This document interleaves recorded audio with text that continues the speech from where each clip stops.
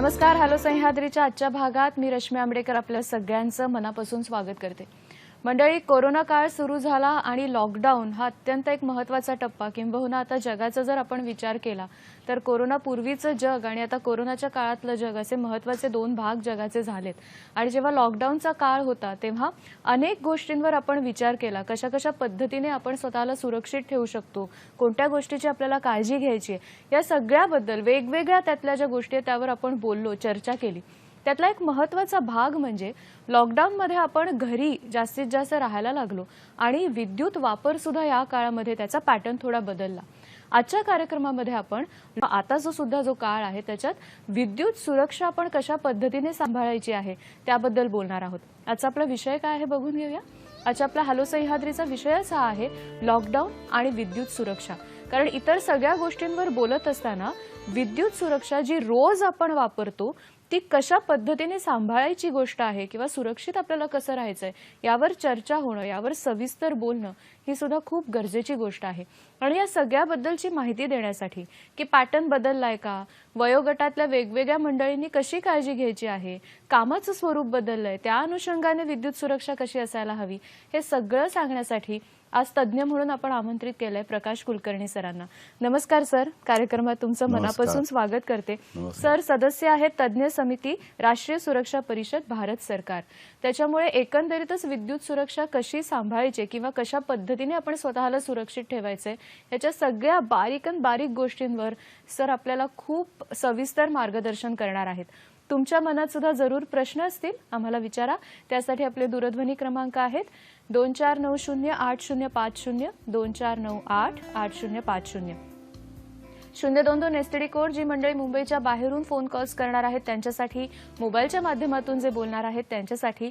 आणि जेव्हा आपण फोन करू तेव्हा काही गोष्टी नेहमीच सांभाळतो. एक तर जेव्हा तुमचा फोन कनेक्ट झालाय तुमच्या लक्षात येईल त्यावेळेला तुम्ही टीव्हीचा आवाज पूर्णतः बंद ठेवणार आहात जेणेकरून एको येणार नाही. प्रश्न विचारताना जर मोबाईलच्या माध्यमातून विचारणार असाल तर अशा ठिकाणी जाऊन आपण बोलणार आहोत जिथे नेटवर्क उत्तम असेल, म्हणजे तुमचा आवाज मध्ये मध्ये कट होणार नाही. आणि आजचा जो आपला विषय आहे लॉकडाऊन आणि विद्युत सुरक्षा किंवा आताचा जो हा काळ आहे आणि विद्युत सुरक्षा, याच अनुषंगाने जर प्रश्न विचारलेत तर नेमकी माहिती तुम्हाला मिळेल. ह्या सगळ्या गोष्टींचा विचार करूनच आपण चर्चेला सुरुवात करणार आहोत. पण त्यापूर्वी सध्या राष्ट्रीय सुरक्षा सप्ताह सुरू आहे आणि राष्ट्रीय सुरक्षा सप्ताह म्हणत असताना त्यात आपण कोणत्या कोणत्या गोष्टींची काळजी घेतली पाहिजे, राष्ट्रीय सुरक्षा सप्ताह म्हणजे काय, ती जागरूकता कशी होते, या सगळ्यावर आधारित एक ध्वनिचित्रफीत आपण आता पाहणार आहोत आणि मग आपल्या चर्चेला आपण सुरुवात करणार आहोत.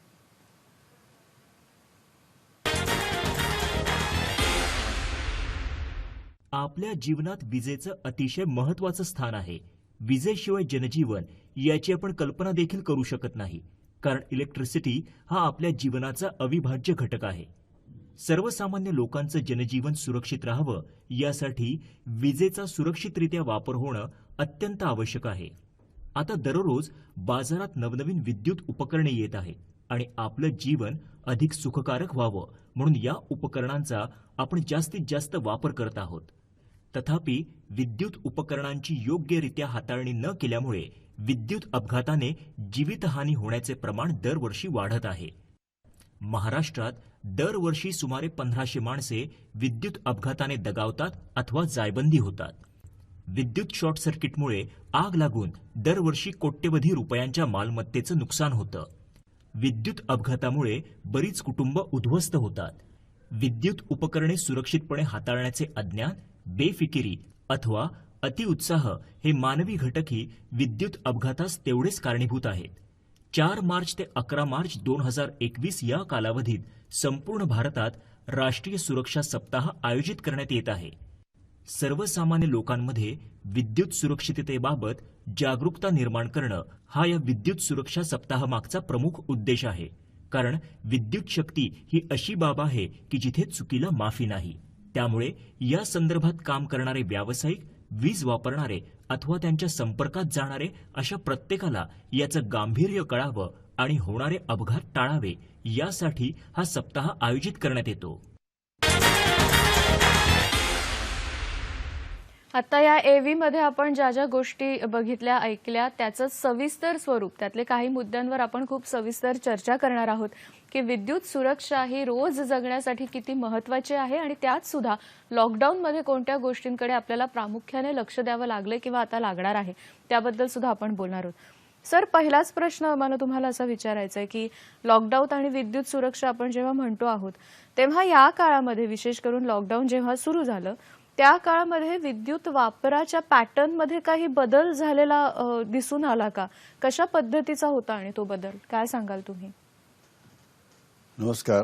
सुरुवातीलाच ह्या प्रश्नाच्या उत्तरात मी सांगतो की वापरामध्ये डोमेस्टिक जे वेगवेगळ्या कॅटेगरीज आहेत, डोमेस्टिक, इंडस्ट्रियल, कमर्शियल, त्याच्या डोमेस्टिक वापरामध्ये हा बराच वाढलेला आहे. म्हणजे नियरली 150 पट्टा म्हणजे 1.5 टाइम्स अच्छा असा तो वापर वाढलेला आहे मिनिमम. हां परंतु त्याच्या उलट हां कमर्शियल म्हणजे काही कमर्शियल सेंटर्स असतात म्हणजे मॉल्स वगैरे, नंतर दुकानं, हा जरा कमी झालाय.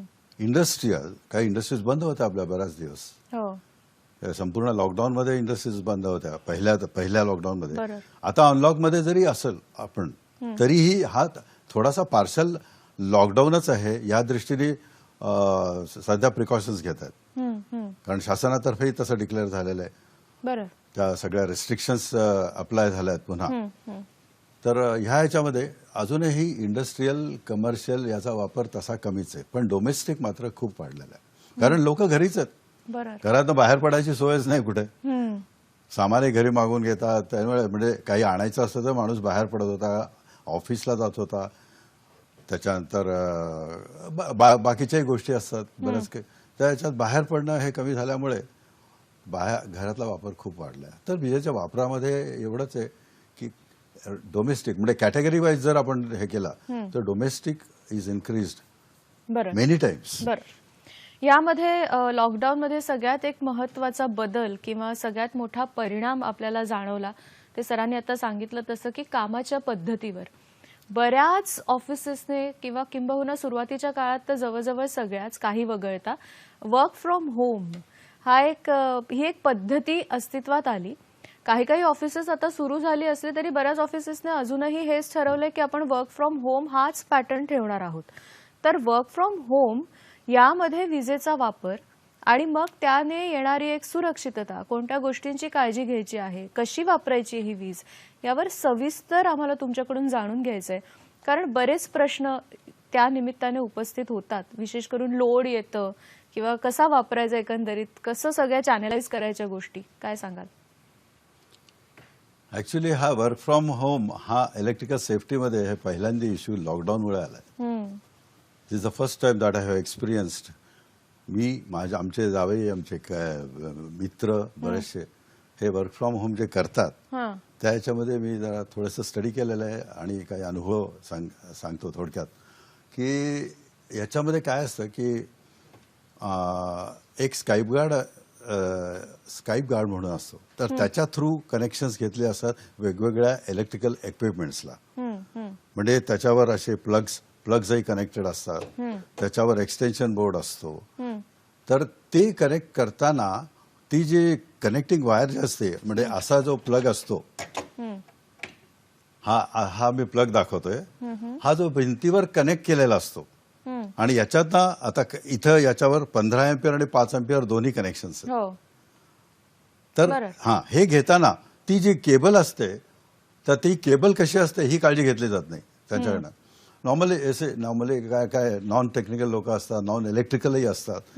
ते होतं काय की त्याच्यामध्ये 3 कॉर्ड्स आर इम्पॉर्टंट. याच्यामध्ये सुद्धा मी आता हे सांगतोय ते हे फेज आणि ही न्यूट्रल आणि वरची अर्थ. तर असे हे जे कनेक्शन्स आहेत हे मेंटेन झालेले पाहिजे. तर ती जी आर्थिक इथून जे निघते ती त्या प्रत्येक याच्या स्काईपगार्डच्या कनेक्शनला, म्हणजे आपला मॉनिटर असतो, त्याच्यानंतर काही ठिकाणी तर युपीएस कनेक्टेड असतं, तर त्यांना ती कनेक्ट झाली पाहिजे. तर कधी कधी काही ठिकाणी काय आढळलेलं आहे की देर इज नो अर्थ कंटिन्युटी. सो या थर्ड टर्मिनल पासून ते कनेक्शन जातच नाही आणि अनफॉर्च्युनेटली मग काय होतं, स्पार्किंग सुरू होतं तेव्हा. Sometimes there is an experience. आणि काही असे मला फोनही आलेले आहेत की असं झालं तर काय करायचं मग. तर म्हणजे काय होतं, तर ते काय होतं ते मी सांगतो की तो स्पार्किंग सुरू झाल्यानंतर होतं काय की छोटीशी आग लागते त्या स्पार्किंग नंतर. मग तेवढा ते कन्फ्यूज होतात, कारण ते वर्क फ्रॉम होम ज्यावेळेस करतात त्यावेळेस ते त्यांच्याकडे बॉसचंही प्रेशर असतं सांगताना, ते सगळं डेटा सांगताना, हे सांगताना. आणि देन हे जे अनएक्सपेक्टेड प्रॉब्लेम्स क्रिएट होतात. मग त्यावेळेस हे महत्वाचं आहे की पहिल्यांदा तुम्ही ज्या प्लग मधनं सप्लाय घेतलेला आहे, म्हणजे आता हा जो प्लग आहे, सपोज हा प्लग आहे, तर ह्याच्यातनं जो सप्लाय घेतलेला आहे, हा जो प्लग तिथनं कनेक्ट होतो, तो प्लग काढून ठेवायचा. हा आता ऑन असेल suppose, if this is on, तर पहिल्यांदा असं काही स्पार्किंग वगैरे तुम्हाला आढळलं किंवा फ्लक्च्युएशन्स येतात व्होल्टेजमध्ये. फ्लक्च्युएशन्स आले की तुमच्या मॉनिटर्समध्ये प्रॉब्लेम होतात, बरोबर, युपीएस मध्ये प्रॉब्लेम होतात. Then you have to switch it off immediately switch off केला तर तो प्रॉब्लेम तेवढा पुरता थांबतो. आणि देन सिस्टीम मध्ये काही असेल तर तो सगळ्या घरात येतो. पण वर्क फ्रॉम होम ज्या रूम मधनं बसून माणूस करतो सगळे हे असे इक्विपमेंट्स घेऊन, त्यावेळेस अर्थिंग कंटिन्युटी फार महत्वाची आहे. म्हणजे आता समजा जर काही घरांमध्ये अशी सोय नसते, म्हणजे आपल्याला काही कल्पनाच नव्हती ना की अशा पद्धतीने इतक्या मोठ्या प्रमाणात आपल्याला घरून काम करावं लागणार आहे, तर अशी एवढ्या मोठ्या प्रमाणातली सोय किंवा सुविधा पण केलेली नसते. तर आता जेव्हा आपल्याला माहिती आहे की काही काही ऑफिसेसने ऑलरेडी हे ठरवून टाकलंय की पुढचा काही काळ आपण वर्क फ्रॉम होमच करणार आहोत, तर आताच्या काळामध्ये कोणत्या गोष्टी घरामध्ये विद्युत सुरक्षिततेच्या दृष्टीने बसवून घेणं तुम्हाला गरजेचं वाटतं, जेव्हा या सगळ्या प्लग पॉइंट्सचा आपण विचार करतोय? सगळ्यात आत्ता सुरुवातीला जर काही गोष्ट करायची असेल तर? नाही, घरातच बसवायचं असेल तर घराचं आपलं जे मेन पॅनल असतं, डीपी ज्याला म्हणतात, तर ते त्या डिस्ट्रीब्युशन बॉक्सला त्याला एक फक्त circuit breaker, MCB miniature circuit breaker असतो, तो बसवून घेणं महत्वाचं असतं. समजा काही असा प्रॉब्लेम झाला तर it trips immediately, it automatically trips and your supply is isolated. आणि देन यू गेट त्यामुळे त्याच्यातनं मग तुम्हाला कळतं की कुठे काय झालेलं आहे. हे जर कळलं तर that particular instrument should be isolated. ते बदलू शकतो आपण, किंवा बाजूला काढून दुसरं लावू शकतो, किंवा त्याच्याशिवाय काम करू शकतो. It all depends upon you. पण ती ट्रिपिंग डिव्हाइस विथ ईएलसीबी म्हणजे अर्थ लिकेज सर्किट ब्रेकर, त्याच्यात लिकेज करंट झालं की इमिजिएटली ते ट्रिप होतं. बरं, त्यामुळे हे आता आपण करून घेणं हे फार गरजेचं आहे. तिकडे एक एक्सटेन्शन बोर्ड मला टेबलवर दिसतोय, जो आपण खूप मोठ्या प्रमाणात घराघरात वापरला जातो. तर अशा पद्धतीच्या एक्सटेन्शन बोर्डवर जर मोठी उपकरणं जर आपण फिट केली तर ते कितपत सुरक्षित आहे, किंवा करावी की करू नये असं तुम्हाला वाटतं? काय सांगाल तुम्ही? कारण बऱ्याच घरांमध्ये हा एक्सटेन्शन बोर्ड असतो. बरेच असतो. ऍक्च्युअली ज्यावेळेस आपला युटिलिटी इक्विपमेंट म्हणजे एखादा पॉवर पॉइंट असेल, एखादी मशीन असेल, ती जर आपल्या भिंतींवरच्या म्हणजे घरातल्या ज्या भिंती आहेत त्या प्लग पासून जर दूर असेल तर हे एक्सटेन्शन बोर्ड मध्ये तो सप्लाय आणतात आणि तिथून मग ते उपकरण जोडतात. तर त्यावेळेस आता हे जे तुम्ही जो प्रश्न विचारला आहे की किती लोड घेऊ शकतो, बरोबर, कारण मी आता वर्क फ्रॉम होम या दृष्टिकोनातून सगळं विचारते तुम्हाला. बरोबर आहे. तर त्या याच्यामध्ये 15 अँपियर हे जे आहे, हा एक्सटेन्शन बोर्ड 5 अँपियरचा आहे. तर याच्यावर तर हाय आता युपीएसची कॅपॅसिटी जास्त असते, बरोबर, कारण अनइंटरप्टेड पॉवर सप्लाय होतो. साध्या मॉनिटरची आपल्या लॅपटॉपचे किंवा हे त्याला तेवढी नसते, तर ते 5 अँपियरवर घेता येतं. पण if at all UPS is connected then you will have to go in for this plug 15 ampere. 15 अँपियरचा हे करायचं, हे आणि हे जर केलं तर मग तुमच्या त्या उपकरणाला सेफ्टी मिळते. So you don't get any problem. त्यामुळे त्या हातातला जो आहे हे त्याचा वापर आपण शक्यतो मोठ्या उपकरणांसाठी न केलेला. तो स्काईप गार्ड एक म्हणून असतो, तो स्काईप गार्ड जर कनेक्ट केला तर त्याच्यामध्ये कसं असतं माहिती का, कॉइल्स असतात मागच्या बाजूला दिलेल्या. तर त्या कॉइल्स वरनं काय होतं की ते it adjust as per the current and as per the load. ते जे एक आडवं आपल्याला आडवं जे मोठं असतं, काळं इन्स्ट्रुमेंट असतं, unfortunately that I could not तुमच्याकडे गेट इट नाही, I could not get it. तर ते जर असेल तर त्याच्याने 5 अँपिअर का असो 15 अँपिअर सगळं आपल्याला सेव्ह करता येईल. पण हा एक्सटेन्शन बोर्ड मात्र 5 अँपिअरचा आहे. असेच 15 अँपिअरचे असेल तर मग आपल्याला 15 अँपिअरचा बोर्ड घ्यावा लागतो. सर, उपकरणांची माहिती त्यांनी बरेच छोटी छोटी उपकरणं आणली सुद्धा आहेत, त्या माध्यमातून देत आहेत. त्याच्यामुळे आपल्याला नेमकं कळतंय की कशा पद्धतीने आपण विद्युत सुरक्षित राहू शकतो. अजूनही आपण बऱ्याच गोष्टींवर बोलणार आहोत, पण कार्यक्रमातल्या पहिल्या ब्रेकची वेळ झाली. बघत रहा हॅलो सह्याद्री.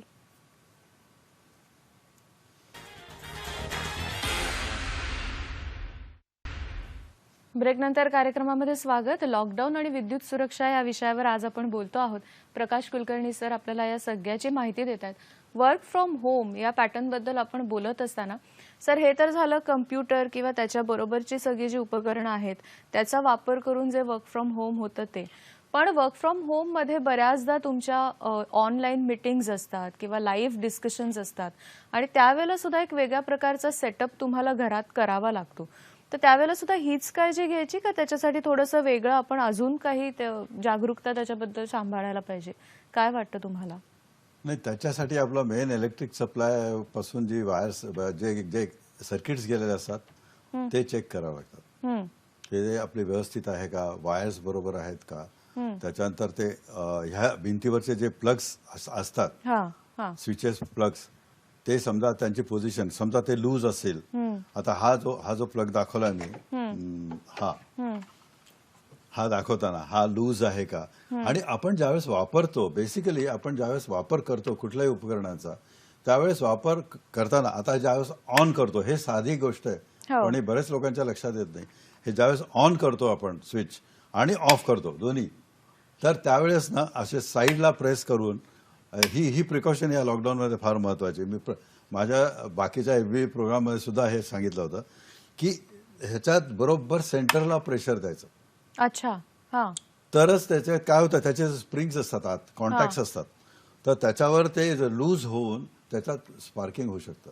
आणि ज्यावेळेस स्पार्किंग होतं इट लीड्स टू, म्हणजे त्याचं पुढे काय होतं की शॉर्ट सर्किट, म्हणजे बरोबर मध्ये ताण द्यायचा आहे, याला बरोबर साईडला मध्ये कुठे अगदी नाही. असं ओके ओके ओके. असं मध्ये प्रेशर देऊन ऑन ऑफ करायचं. हे त्याच्यानंतर त्याची पोझिशन्स कशा आहेत, त्याचे लूज वगैरे कुठे नाही आहेत का. आपल्या जिथून सप्लाय घेतलेला आहे, आपण मोबाईल कनेक्ट करतो, आपण लॅपटॉप कनेक्ट करतो, तो कसा घेतलेला आहे ते सगळं बघणं, त्याच्या वायर्स बघणं, केबल्स. केबल आता मी तुम्हाला एक साधी गोष्ट सांगतो. ही जी केबल आहे, बरं एक थोडंसं, ही जी केबल आहे ही या एक्सटेन्शन प्लगची आहे. अशा आपल्या घरामध्ये केबल्स असतात, वायर्स असतात, अशा हँगिंग वायर्स असतात कनेक्शन्स घेताना. तर याची थोडीशी पोझिशन आपण बघायला पाहिजे की केबल ठीक आहे ना, वरून ठीक वाटते. वेन यू बेंड इट, बरोबर, म्हणजे तुम्ही ज्यावेळेस वाकवता त्यावेळेस त्याच्यातले स्टँड्स बाहेर दिसतात आणि त्याचा तो शॉक येतो किंवा मग आपल्याला इव्हन आपले इंटरनेट सुद्धा कनेक्ट होत नाही त्या ह्याच्यात. इंटरनेटचे प्रॉब्लेम त्याचा चेक ठेवणं, त्याच्यावर एक्झामिन करायचं. आपण जे उपकरण वापरतो ना, पाहणी नीट करायची आणि ती सुरक्षित आहे की नाही पाहायची. त्यामुळे कुठलाच प्रॉब्लेम होत नाही. आपण पहिला फोन घेऊया. रवींद्र कुडाळकर आपल्याशी बोलतायत. नमस्कार. हॅलो. नमस्कार. बोला. मी रवींद्र कुडाळकर जळगाववरून बोलतोय. 2 प्रश्न आहेत माझे. आपण अतिशय समर्पक विषय घेतला लॉकडाऊनच्या कालावधीमध्ये. अभिनंदन करतो मी. धन्यवाद. धन्यवाद. पहिला प्रश्न माझा असा आहे की प्रत्येक सर्वसामान्य व्यक्तीने घरगुती विद्युत उपकरणांची निगा आणि दुरुस्ती याच्यामध्ये प्राथमिक ज्ञान होण्याच्या दृष्टीने म्हणजे कसं ते मिळवावं, हा पहिला प्रश्न. दुसरं मला असं विचारायचं आहे की घरातलं एखादं विद्युत उपकरण बिघडलं तर काही इलेक्ट्रिशियनला बोलवायचं असेल तर बाहेरची व्यक्ती आपल्याला घरात येणार, मग त्यासंबंधी काय काळजी आपणही घ्यावी आणि इलेक्ट्रिशियनला घ्यायला सांगावी. धन्यवाद. धन्यवाद तुमच्या प्रश्नांबद्दल. पहिला जो त्यांचा प्रश्न आहे की एकंदरीतच घरगुती उपकरणं सगळी जी आहेत त्यांची निगा राखणं किंवा दुरुस्ती त्यांची, याचा प्राथमिक गोष्टी कुठल्या सगळ्या सर्वसामान्यांना लक्षात राहिल्या पाहिजेत किंवा त्यांनी लक्षात ठेवाव्यात? हे अत्यंत महत्वाचं आहे की घरगुती उपकरणं आपण जे वापरतो त्याच्यामध्ये थोडक्यात जर तुम्हाला सांगायचं तर एक उपकरणाचं मी थोडक्यात हे सांगतो. पहिला म्हणजे अत्यंत महत्वाचं म्हणजे बाथरूम मध्ये आपण जे गिझर वापरतो, त्या कारण गिझर मधनच खूप प्रॉब्लेम्स होऊ शकतात.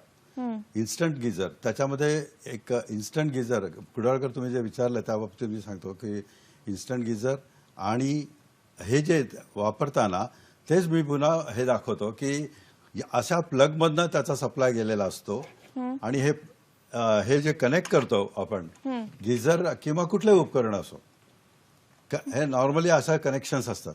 हे जर कुठे लूज आलं, आपण आता साधा माणूस म्हणजे नॉन टेक्निकल माणूस, आपण साधे ग्राहक, तर आपण जरा केअरफुली बघायचं की ह्याचे हे कनेक्शन्स बरोबर आहेत की नाही. हे अगदी टाईट पाहिजे असे, जराही लूज नको. कारण ह्याच्यामध्ये आणि गिझरमध्ये तर 15 एम्पियर असतं. गिझर काय असो किंवा वॉशिंग मशीन असो, 15 एम्पियरचा लोड असतो, त्याचा लोडही फार असतो. आणि ते जर लूज राहिले तर ह्या असे कधी असतात, कधी अशा. त्याच्यानंतर ही जी वायर कनेक्टिंग इथनं निघते ती वायर बघायची, तर लूज असले तर मग स्पार्किंग सुरू होतं. त्याच्यानंतर आणखीन एक गिझरच्या बाबतीत मी तुम्हाला दोन तीन फार महत्वाचे, कारण मलाही अनुभव आलाय गिझरच्या वेळेस. आमच्याकडे सुद्धा असाच प्रॉब्लेम झाला होता.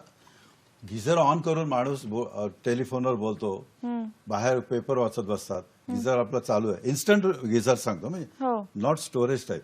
स्टोरेज टाईप म्हणजे त्याला थर्मोस्टॅट कंट्रोल असतो, त्याला कट ऑफ पॉइंट असतो त्याला. म्हणजे काही टेम्परेचरच्या वर गेलं थर्मोस्टॅट असतं ऑटोमॅटिक. पण इन्स्टंट जे असतात 1 ते 3 किलोवॉट जे आपल्या जनरली घरी असतात, त्या घरामध्ये त्या याच्यामध्ये ते आपण ऑन केल्यानंतर ते नळाची धार सुद्धा आपण त्या दृष्टीने ऑन करायची असते. त्यावेळी बारीक जास्त वगैरे. जर बाय चान्स तुम्ही ऑन केलं आणि फोन आला, कोणाचा बाहेर गेलं फोन घ्यायला, आणि त्या याच्यात पाणी जर गेलं, म्हणजे आपला वॉटर सप्लाय पाणी जर गेलं, then it's a awful thing. आणि तुमचं लक्ष नाही, तुम्ही फोनवर बोलताय, गप्पा मारताय, आणि देन हीटर चालू आहे, गिझर चालू आहे, तो सप्लाय जातो, तर या प्लगमधनं कम्प्लीट गिझर खलास करतो, स्पार्किंग सुरू होतं, तुम्हाला लक्षात येत नाही, स्फोट होतो. असे किस्से होतात. म्हणून ती प्रिकॉशन आपण एक घ्यायची की गिझर चालू असताना पाण्याचं गिझरचं हे फार महत्वाचं आहे. गिझर चालू असताना आपण त्याच्यापासून जास्त दूर जाऊ नये. जर गेलो, समजा दोघंच असेल, आजकाल नवरा बायको दोघंच असतात घरी, सपोज दोघंच असेल, एकाने सांगायचं की गिझर चालू आहे बरं का, समजा फोन आला तर इम्पॉर्टंट, आणि इम्पॉर्टंट फोन आला तरी बाहेर बाथरूमच्या जस्ट बाहेर जिथं आपल्याला धारेचा आवाज, त्या पाण्याचा आवाज आला पाहिजे, किंवा सरळ बंद करावा, किंवा फोन संपवावा आणि मग अगदी महत्वाचा असेल फोन तर बंद करून जायचं. किंवा फोन आला असेल त्यांना सांगावं की मी तुला 5 मिनिटांनंतर असं एक्झॅक्टली तसं ती अजूनही प्रिकॉशन सोपे घ्यायची. उपाय. नाहीतर मग ते स्पार्किंग वगैरेचे प्रॉब्लेम होतात आणि अशानेच आगी लागतात. So this is the precaution about geyser आहे, वॉशिंग मशीन आहे. वॉशिंग मशीनमध्ये सुद्धा तेच आहे की वॉशिंग मशीनमध्ये सुद्धा समजा पाण्याचा वॉटर सप्लाय गेला तर तुम्ही काय करता की त्या सगळ्या सिस्टीम वगैरे ते सगळं चेंज करता. फक्त त्याच्या वेळेस मेन ऑफ करायचा, दॅट्स ऑल. स्विच ऑफ, जिथनं तो सप्लाय आला ना वॉशिंग मशीन, तो मेन ऑफ करायचा, आणि सप्लाय लाईट सप्लाय ज्यावेळेस येईल त्यावेळेस फक्त मेन ऑन करायचं, that's all. System will take its own care. म्हणजे ते इनबिल्ट सिस्टीम असते वॉशिंग मशीनची, आपोआप त्या सिस्टीमवर जिथं थांबली ना तिथूनच चालू होते.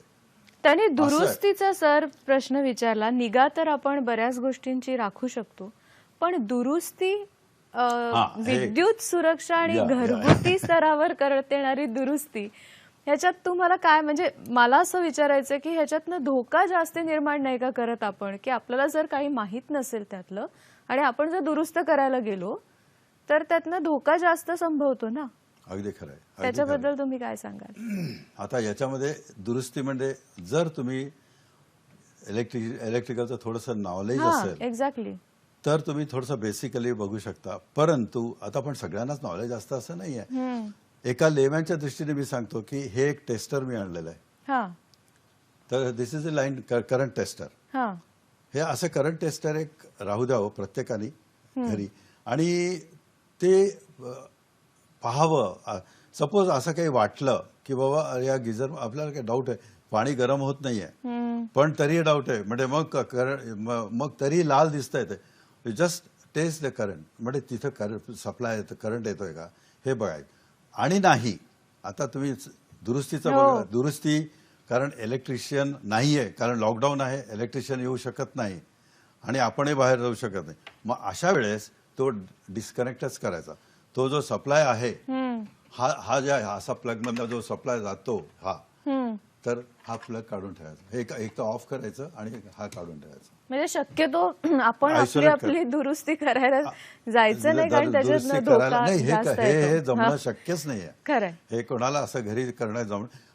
पण त्यात सेफ कसं राहायचं हे मी सांगतो. मेन स्विच ऑफ करायचं. स्विच ऑफ करायचं आणि जमलं तर मग हा काढून ठेवायचा. ऍटलीस्ट स्विच ऑफ करा आणि स्विच अगदी फर्मली ऑफ करायचं. बरोबर. Then you get the total isolation. त्याने- हे सगळीकडे वॉशिंग मशीन वगैरे.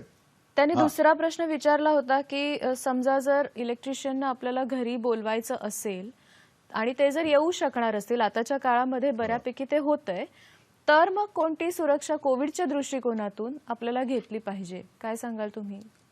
हा इलेक्ट्रिशियन आता कारण बरोबर. आता अनलॉक आहे चालू. हो. सो काही काही ठिकाणी चालू आहेत, लोक येतात, काही रिपेअर्स करतात.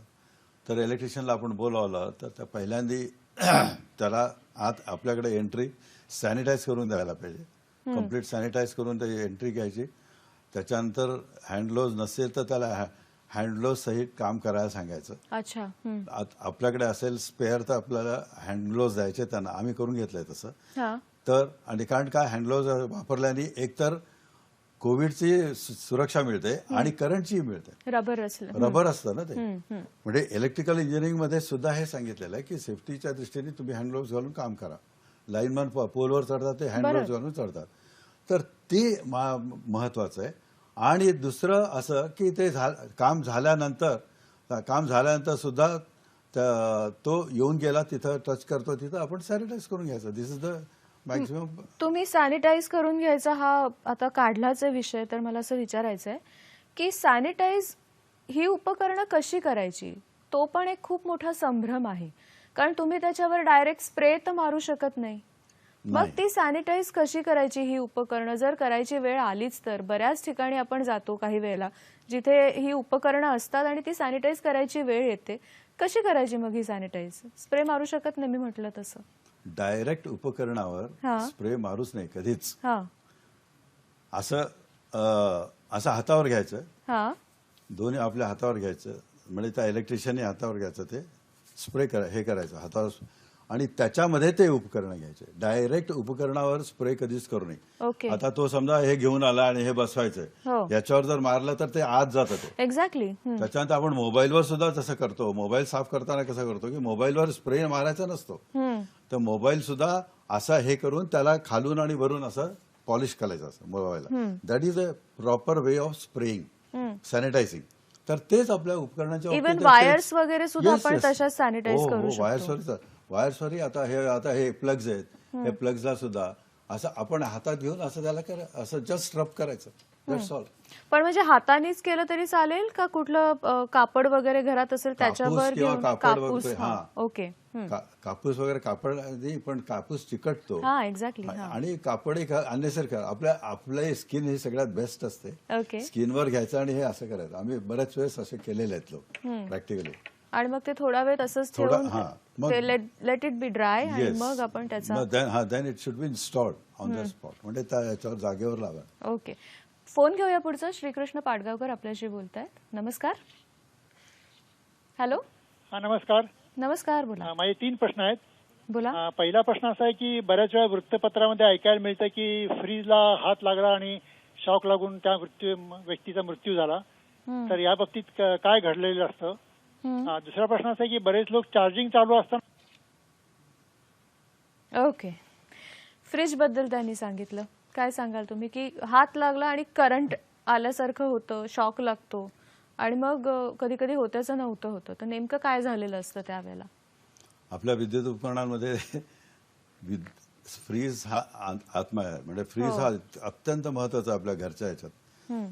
तर त्याच्या बाबतीत प्रिकॉशन मध्ये अर्थिंग ही फार इम्पॉर्टंट आहे. ते 3 प्लग्स हे 3 जे मी दाखवलंय, फेज, न्यूट्रल आणि अर्थ, त्याच्यामध्ये ह्यांनी जे पाडगावकरांनी आता जे उदाहरण दिलेलं आहे की शॉक लागून फ्रीजला हात असं दाराला हात लावून शॉक, तर त्या एक तर दाराला आजकाल इन्सुलेटेड ते हे असे नसेल तरी पण मेटलला ज्यावेळेस शॉक येतो, तो शॉक कशामुळे आला ते मी आय कॅन जस्ट व्हिज्युअलाइज. कारण असे एक ऍक्सिडेंट केस मी इन्व्हेस्टिगेट केली होती की ती याच्यामुळे असते की ही जी पुन्हा मला असं हे दाखवावं लागतं की अर्थ टर्मिनल जे आहे हे हे अर्थ टर्मिनल हम्म.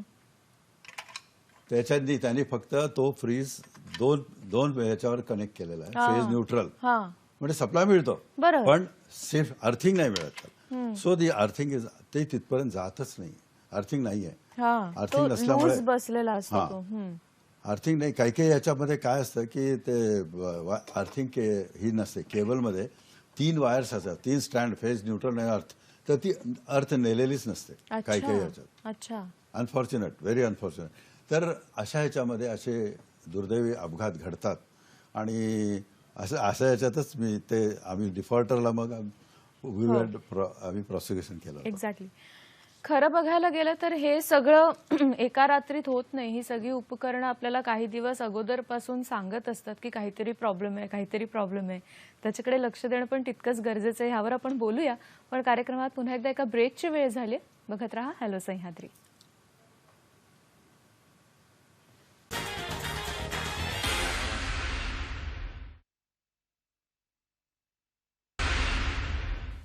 लॉकडाऊन आणि विद्युत सुरक्षा या विषयावर आजच्या कार्यक्रमात आपण बोलतो आहोत आणि खूप महत्त्वाची माहिती प्रकाश कुलकर्णी सर आपल्याला देत आहेत. आतापर्यंत आपण वेगवेगळ्या गोष्टींवर बोलत असताना वर्क फ्रॉम होम बद्दल बोललो. खरं तर बोलण्यासारखं बरंच आहे, पण आज बऱ्याच साऱ्या मुद्द्यांना आपण त्याच्यावर बोलणार आहोत. त्याच्यामुळे थोडं थोडं सगळ्या मुद्द्यांवर बोलूया. यानंतर सर स्वयंपाकघरात सुद्धा अनेक प्रयोग सुरू झाले लॉकडाऊनच्या काळामध्ये, जे चांगले आहेत अर्थात. त्याचा बऱ्याच जणांनी उपयोग सुद्धा करून घेतला. पण हे करत असताना स्वयंपाकघरातली जी उपकरणं असतात, बऱ्याच घरांमध्ये आता विद्युत शेगडी आहे, त्याचा सुद्धा वापर होतो. तर ह्या सगळ्याबद्दल आपण कशी जागरूकता ठेवली पाहिजे? तुम्ही फ्रीज बद्दल सांगितलं, पण मिक्सर खूप मोठ्या प्रमाणात वापरला जातो, त्याच्यानंतर मायक्रोवेव्ह ओव्हन वापरला जातो खूप मोठ्या प्रमाणात. तर त्याबद्दल तुम्ही काय सांगाल? अगदी थोडक्यात कशी काळजी घ्यायची त्या संदर्भात?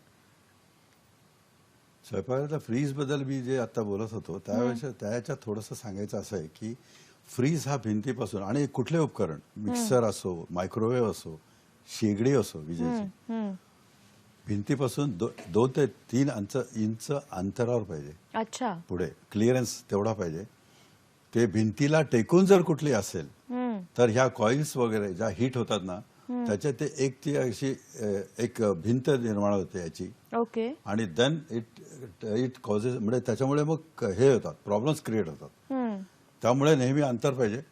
फ्रीज उघडा ठेवल्यानंतर जास्त वेळ उघडा ठेवू नाही फ्रीज, कारण असं काही आपल्याला काढायचं असेल पटकन काढून लागलीच बंद करायचा. जितका वेळ तो उघडा राहील तितका वेळ त्याच्यावर लोड येतं, त्या कंप्रेसरवर लोड येतं आणि शेवटी फ्रीज जळण्यात त्याची हे होते. अच्छा. हा जो ऍक्सिडेंट आता त्यांनी सांगितला तो त्याच्यामुळे सुद्धा झाला असेल, एखाद्या त्याच्या आधी खूप वेळ उघडा राहिला असेल. तर त्यामुळे fridge should not be open for long, म्हणजे बऱ्याच वेळ असं ठेवायचा नाही. नंतर मिक्सर म्हणजे आपण अशी काळजी, उपकरणं वापरताना ह्या लॉकडाऊनमध्ये अशी काळजी घ्यायची की आपल्याला कोणाला बोलवावं लागेल, कोणाची मदत लागू नये, इलेक्ट्रिशियनची किंवा प्लंबरची वगैरे. ह्या दृष्टीने आपण पूर्वतयारी केली पाहिजे. तर मिक्सरमध्ये ज्यावेळेस गृहिणी ते जे काही मिक्स करायचं आहे ते घालतात आणि थोडासा जरी आवाज नेहमीच्या पेक्षा वेगळा आला की लागलीच बंद करायचं आणि बंद करून पाहायचं, ते जे मटेरियल असतं ते थोडं कमी करायचं आणि देन इट शुड बी ते ऑपरेट करायचं. तर मग आणि तरीही आला, म्हणजे अर्ध झाला तरी आला तर मग तुम्हाला विचार करावा लागेल. मग काहीतरी मिक्सरमध्ये प्रॉब्लेम आहे असं. त्याच्यानंतर मायक्रोवेव्ह वगैरे मध्ये सुद्धा, आणि अर्थ कंटिन्युटी हे प्रत्येक ठिकाणी वायर बघणं. आपण हे तर कोणी नॉन टेक्निकल माणूस सुद्धा, इव्हन गृहिणी सुद्धा बघू शकतात की वायर आपण आता याची वायर अशी आहे, प्लग असा आहे, काही दिसत तर नाही ना वायर, याच्यात अशी उघडे दिसत तर नाही ना. ही काळजी प्रत्येकाने घेतली पाहिजे प्रत्येक उपकरणाच्या बाबतीत. आणि ह्याच्यामध्ये जर तुम्ही काळजी घेतली तर आपले पुढचे बरेचसे प्रॉब्लेम सॉल्व्ह होतात. बरेच उपकरण आहेत घरामध्ये. आणि स्वयंपाकघरामध्ये मी स्पेसिफिकली प्रत्येक याच्यात सांगतो की स्वयंपाकघरात कमीत कमी 4 प्लग पॉइंट्स पाहिजेत. हे असे लावलेच पाहिजे 4 प्लग पॉइंट्स, कमीत कमी 4. हे असे 4 पाहिजेत, कारण वेगवेगळे उपकरणं आजकाल स्वयंपाकघरातच जास्त असतात, विद्युत उपकरणं. त्यामुळे वेगवेगळे गॅजेट्स असतात, आपले इक्विपमेंट्स असतात. सर हे तुम्ही प्लग पॉइंट्स जे सांगतायत की बऱ्याच घरांमध्ये असं एक रचना असते की आपला जो स्वयंपाक करायचा कट्टा किंवा ओटा असतो त्याच्यावरच तिथे ते प्लग पॉइंट्स लावलेले असतात. मग तिथे स्वयंपाक बनवला जातो, फोडण्या उडण्याची शक्यता असते, तेल उडतं, कालांतराने त्याच्यावर तो एक असं म्हणतो ना आपण तवंग आल्यासारखं होतं. ती स्वच्छता कशी करायची? ते साफ करणं सुद्धा एक खूप महत्वाची गोष्ट आहे. स्वच्छता केलं पाहिजे. ओल्या फडक्याने करणं डेंजरस असू शकतं का ते सेफ आहे काही गोष्टींची काळजी घेतल्यावर? काय वाटतं तुम्हाला? नाही, ओल्या कपड्यांनी सेफ आहे ते. तर ज्यावेळेस तुम्ही ते साफ करता त्यावेळेस काळजी ही घ्यायची की ते स्विच ऑफ आहे का नाही. ऑफकोर्स ती घेतली जात नाही. आणि आता सध्या जे ह्याचं पॅटर्न आहे बिल्डर्स वगैरे ते अगदी स्वयंपाकघरात तुम्ही म्हणाल्यासारखं अगदी जवळजवळ सगळे प्लग्स, खूप जवळजवळ प्लग्स असतात. तर that we can't help it. आता तसं दिलेलंच आहे. जे दिलंय ते व्यवस्थित कसं वापरायचं, तर ही प्रिकॉशन घेऊनच वापरायचं. शक्यतो त्याला टिश्यू पेपरने पहिल्यांदा साफ करायचं शक्यतो. आणि जर टिश्यू पेपरने झालं नाही तर मग ओला कपडा, आणि ते अगदी ओला म्हणजे अगदी ओला नको, पाणी त्यात जायला नको त्या प्लग्स मध्ये. ते होल तरी ऍटलिस्ट ते कव्हर करून मग ते करायचं. आणि त्याला साफ अगदी क्लिअर त्या कपड्याने मग तो कपडा हे साफ करून घ्यायचा. तो प्लग जर तवंग आले असतील तर, अदरवाईज नॉट नेसेसरी. अदरवाईज स्वच्छतेचं काही कारण तेल वगैरे उडतं, ते फोडणी उडते, हे बरोबर आहे, त्याच्याने येतात ते. अदरवाईज नुसतं आपला टिश्यू पेपरने जरी केलं तरी धूळ ज्याला म्हणतात, ज्याला हाऊसकीपिंग म्हणतात, ते नॉर्मल हाऊसकीपिंग तिथे करायला काहीच हरकत नाही. तुम्ही जे मगासपासून ते 3 पिनचं जे सॉकेट दाखवत आहात, तर तसं सेफ्टीच्या दृष्टिकोनातून काही मिळू शकतं का हे कव्हर करण्यासाठी, की तसंच सॉकेट एक त्याच्यामध्ये बसवलं की ते सेफ झालं, मग आपण ते वापरू शकतो किंवा स्वच्छ करू शकतो, असं काही करू शकतो? कव्हर सारखं मिळू शकतं, त्याचं असतं अवेलेबल आहे.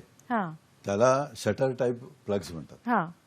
तर हे बिल्डर लोक ज्यावेळेस म्हणजे वायरिंग ज्यावेळेस होते बिल्डिंगची ओरिजिनल, त्यावेळेस हे ज्या भिंतीमध्ये बसवतात, जे कन्सिल्ड वायरिंग असते किंवा ओपन वायरिंग जरी बसवतात, त्यावेळेस हे शटर टाईप असतं. हे माझ्याकडे हा एक प्लग आहे, छोटासा आहे तो. आय डोंट नो तुम्हाला दिसेल की नाही. ह्याच्यामध्ये बा हे खालचे जे होल्स आहेत, हे बा ते शटर्स ते शटर्स बंद आहेत. तर इथं हे शटर टाईप आहे. आणि इथं हे केव्हा ओपन होतं, ज्यावेळेस आपण तो प्लग 3 पिन टाकतो, त्यावेळेस जी ही अर्थिंगचा जो हा इलेक्ट्रोड असतो अर्थिंगचा, हा ज्यावेळेस त्याच्यात एंटर होतो त्यावेळेस ते ओपन होतं. म्हणजे ही सेफ्टी किती व्यवस्थित दिलेली आहे की unless you enter this earthing terminal, हे ओपनच होत नाही. बरोबर. म्हणजे तुमचा प्लग ऑपरेटच होत नाही. म्हणजे आपण अशा पद्धतीचे प्लग पॉइंट्स लावून घ्यायला आग्रह धरला. येस. तर आपण जास्त सुरक्षित आपण असं सांगू शकतो त्यांना, कॉन्ट्रॅक्टरला किंवा बिल्डरला, की आम्हाला शटर टाईप प्लग्सच बसवून किंवा रिनोव्हेशन केलं तर तेव्हा रिनोव्हेशन करताना तेही सांगता. म्हणजे हे जास्त सुरक्षित आपण जास्त सुरक्षित आहे, हे आता दाखवलेलं आहे. टीव्हीचा वापर करतो आपण मोठ्या प्रमाणात आता होतो आहे, तर त्याची सुरक्षितता सुद्धा खूप महत्वाची ना. टीव्ही असे काही काही वेळेला उडतात, असे बंद, काहीच त्याचं पुढे होत नाही. तर त्या बाबतीत तुम्ही काय सांगाल? त्याच्यानंतर मग मला पुढे जायचंय की लिफ्ट, त्या मुद्द्यावर सुद्धा मला यायचंय. टीव्ही इतका कॉमन झालाय ना आता की त्याच्यामध्ये ते जे प्लग्स आहेत, एक तर 2 प्लग्स मधनं त्याला सप्लाय घेतला जातो टीव्हीचा. एक तर मॉनिटरचा प्लग वेगळा आणि सेट टॉप बॉक्सचा वेगळा, आणि 2चे रिमोट्स पुन्हा वेगळे. त्यामुळे 2 वरनं ऑपरेट करायचं. सो आपण ज्यावेळेस ऑपरेट करतो त्यावेळेस ते एक बघायला पाहिजे की त्याच्यामध्ये ते जे प्लग्स आहेत ते बरोबर बसलेत की नाही. ते अगदी टाईट बसले पाहिजे. आता जसं दाखवलं त्याप्रमाणे अगदी कम्प्लीट टाईट जर असेल, ते कम्प्लीट घट्ट बसले असतील तरच तुमचा टीव्ही व्यवस्थित चालेल. जर तिथं हे झालं, लूज कॉन्टॅक्ट झाला, किंवा दुसरं जे आपल्या हातात नाही येते, पावसाळा आहे, वादळ आहे, आणि लाइटनिंग ज्यावेळेस गडगडाट विजांचा घडतो, विजांचं चमकतात, त्यावेळेस तिथं फ्लक्च्युएशन्स येतात. तर आपण त्यावेळेस बेस्ट वे की आपण हे टीव्ही बंद करायचा त्यावेळेस. ओके. आणि आणखीन एक टीव्हीच्या बाबतीत आपण ज्यावेळेस रात्री झोपायला जातो त्यावेळेस टीव्ही रिमोटवरनं फक्त बंद करून निघून जातो. तर ते चूक आहे. टीव्ही त्या स्विचेस जिथनं सप्लाय गेलाय ते स्विचेस बंद करून गेलं तरच तुमचा टीव्ही सेफ राहतो आणि तुमच्या 10% बिलांची सुद्धा त्या बचत होते. त्यामुळे 10 ते 15% बचत व्हायची तर तुम्ही टीव्ही असा बंद करा. इवन मोबाईलच्या माध्यमातून होतं ना तसं. चार्जिंगला लावला जातो आणि मग चार्जर पॉइंट फक्त काढला जातो, स्विच ऑनच आहे. तर त्यावर सुद्धा आपण लक्ष दिलं पाहिजे खूप त्यावेळेस मोठ्या मोबाईलच्या प्रमाणात. बाबतीत असं आहे की मोबाईल चार्जिंगला लावला आणि समजा फोन आला अर्जंटली बोलतो लक्षात येत नाही लोकांना. पण हे लक्षात नेहमीच घेतलं पाहिजे की आपण जे स्विच म्हणजे जिथून चालू करतो प्लगचं कनेक्शन आहे ना ते नुसतं बंद केलं तरी चालतं. चालतं तेवढं चालतं पुरेसं आणि आहे. आपण बोलायचं आणि मग ते बोलणं झालं की ते चालू करायचं. सो दॅट तुम्हाला ते पुन्हा कनेक्ट करा हे ते करायची गरज नाहीये. तर तुमचं चार्जिंगही परफेक्ट राहतं आणि यू आर सेफ. बरोबर. आपण मगासपासून बोलतो आहोत सर की डोमेस्टिक वापर खूप वाढला आहे. आपण घराबाहेर पडत नाही आहोत, घरातच राहतोय. पण ह्या सगळ्यामध्ये लिफ्टचा वापर सुद्धा बऱ्याच मोठ्या प्रमाणात केला जातो. जरी खूप घराबाहेर पडलो नसलो तरी राऊंड मारायला खाली गेलं की टॉवर असेल, लिफ्ट्स असतात. आणि मग लिफ्टचा विचार करत असताना त्याचं सॅनिटायझेशन आणि सोशल डिस्टन्सिंग हा सुद्धा एक सध्याचा खूप महत्वाचा प्रश्न आहे की लिफ्टमध्ये कशा या गोष्टी सांभाळायच्या. तर आताच्या काळामध्ये तुम्ही काय सांगू शकाल की डोमेस्टिक वापर जेव्हा आपण म्हणतो आहोत तेव्हा या गोष्टींकडे कसं लक्ष द्यायला हवं?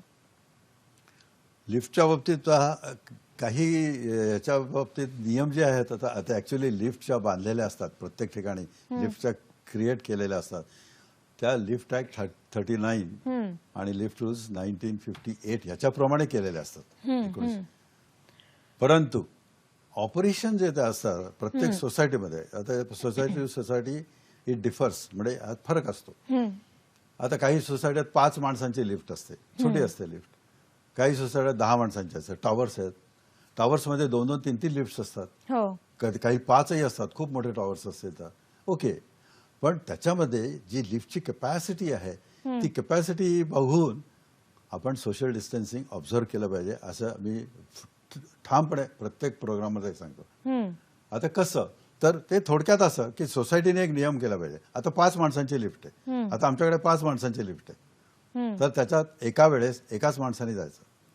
अच्छा. 2 सुद्धा नाही. कारण ती अशी जागा एवढी छोटी आहे, एक आला की 1 मीटर अंतर ठेवायचं तर दॅट इज सोशल डिस्टन्सिंग शक्यच नाही आहे. आणि त्याचे म्हणजे मग आयसोलेशन होत नाही, टच होतं, हे होतं.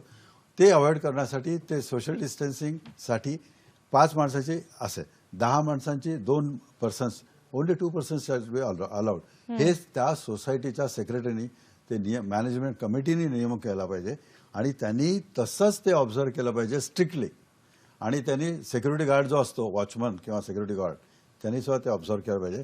कारण बाहेरून कधी कधी मेड सर्वंट्स येतात, कधी कुरिअरवाले द्यायला येतात किंवा पेपर्सवाले येतात.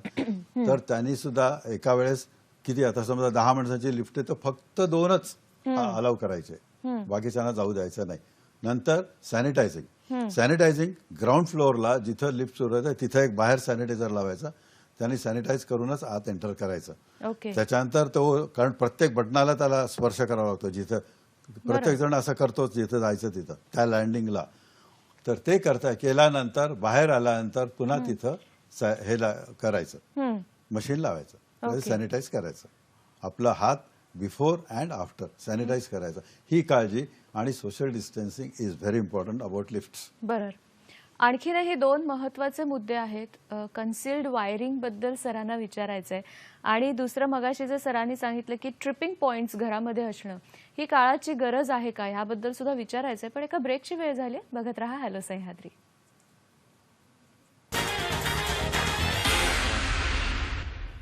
ब्रेकनंतर कार्यक्रमामध्ये स्वागत. चर्चेच्या शेवटच्या टप्प्यामध्ये आता हळूहळू आपण आलो आहोत आणि सरांना हेच विचारायचं की सर ह्या सगळ्यामध्ये आता लॉकडाऊन तर आहे किंवा अनलॉकिंगची प्रक्रिया सुद्धा हळूहळू सुरू आहेच, पण त्यात कन्सिल्ड वायरिंग हा जनरल प्रश्न आहे माझा की कन्सिल्ड वायरिंग त्याच्याबद्दल तुम्ही काय सांगाल की कितपत सुरक्षित असतं का ते न करता आपण वायरिंग बाहेरून घेणं हे जास्त सोयीचं आहे? काय सांगाल तुम्ही?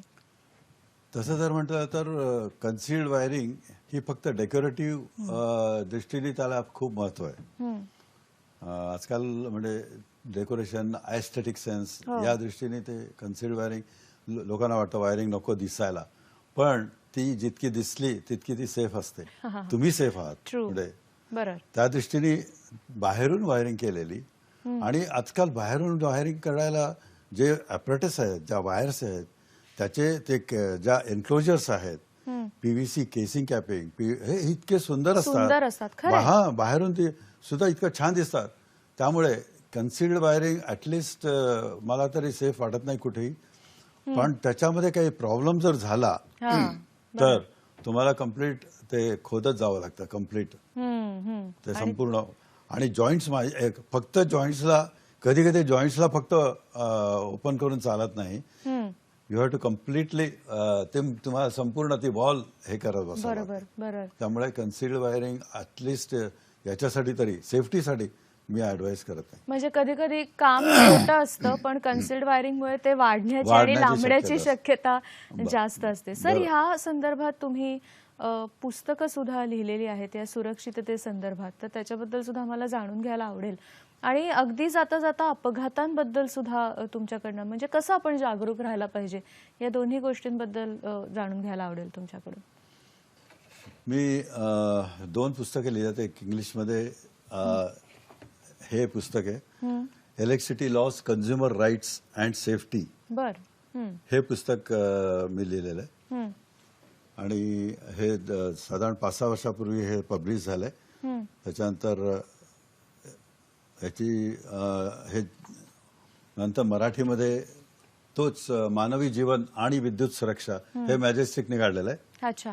आणि हे मॅजेस्टिकने काढलेलं पुस्तक मॅजेस्टिक स्टॉल्सवर ज्यांना इंटरेस्ट आहे त्यांना सगळीकडे म्हणजे अवेलेबल आहे. ह्याच्यामध्ये तुम्ही सगळी या- विद्युत सुरक्षा कशा पद्धतीने आपण सांभाळू शकतो Yes. ते लिहिलेलं सगळं आहे. सगळं लिहिलं. Even concealed wiring, open wiring, earthing, त्याच्यानंतर जनरेटर्स, हे तर सगळे हे ऍस्पेक्ट जे आपण आता आज कव्हर केलंय हे सगळे डिटेलमध्ये लिहिलंय. आणि म्हणजे इलेक्ट्रिसिटी लॉस कुठले आहेत, हो. ते त्याचा नियम न पाळल्यामुळे काय शिक्षा होऊ होते, शकतात. काय ऍक्सिडेंट्स कसे होतात, हे सुद्धा ते तुम्ही ऍक्सिडेंटचं जे हो. तर जे आता ऍक्सिडेंट जे होतात ते इलेक्ट्रिकल इंजिनिअरिंगमध्ये ऍक्सिडेंट हे स्पार्किंग पासून सुरू होतात. लूज कॉन्टॅक्ट झाला की स्पार्किंग सुरू होतं. स्पार्किंग मधनं आग सुरू होते.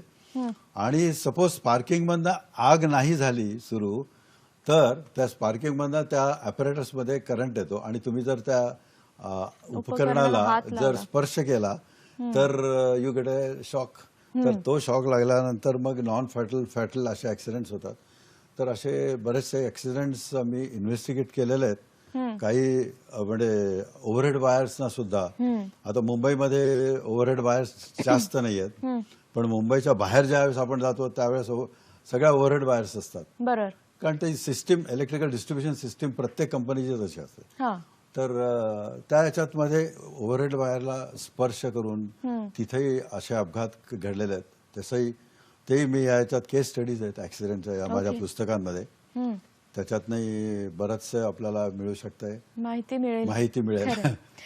मला तुम्हाला अगदी जाता जाता, म्हणजे अगदी शेवटच्या टप्प्याकडे जेव्हा आपली चर्चा येते तेव्हा मला तुम्हाला हे विचारायचं की मगाशी आपण एका गोष्टीबद्दल बोलत असताना तुम्ही सांगत होतात की ट्रिप होतं आणि आपल्या लक्षात येतं की इथे काहीतरी प्रॉब्लेम आहे. हल्ली टॉवर्समध्ये तशा पद्धतीची सोय असते की पूर्वीसारखे मीटर बॉक्स सगळ्यांचे खाली नसतात, तर इंडिव्हिज्युअली घरामध्ये असतात आणि तिथे तुम्हाला ट्रिप झालेलं वगैरे कळतं. तर ते कितपत गरजेचं आहे आताच्या काळामध्ये? मगाशी तुम्ही जे म्हणालात की कोणाला बोलवायची गरज नाही किंवा इमर्जन्सी आल्यानंतर आपण ते पटकन बंद करू शकतो किंवा ऑन करू शकतो, काय सांगाल त्या दृष्टिकोनातून तुम्ही? ते ट्रिपिंग मेकॅनिझम ज्याला म्हणतात, ते ट्रिपिंग मेकॅनिझम हे ऍक्च्युली विद्युत नियमांमध्ये सुद्धा लिहिलेलं आहे. ओके. की you should be able to isolate the supply immediately. हे त्या लॉ मधलं मी सांगतो म्हणून. तर ते जे आहे, म्हणजे आता समजा फॉल्ट झाला की आपल्याला काही कळत नाही की कुठे फॉल्ट केव्हा होतो. बरोबर. कारण इलेक्ट्रिक करंट हा अदृश्य आहे. बरोबर. तर आणि तो काही दिसत नाही, त्याचा पण इफेक्ट जबरदस्त असतो, परिणाम जबरदस्त असतो. त्यामुळे तो त्याचा इफेक्ट जाणण्यासाठी म्हणून ट्रिपिंग मेकॅनिझम तिथं लावणं जरुरी आहे.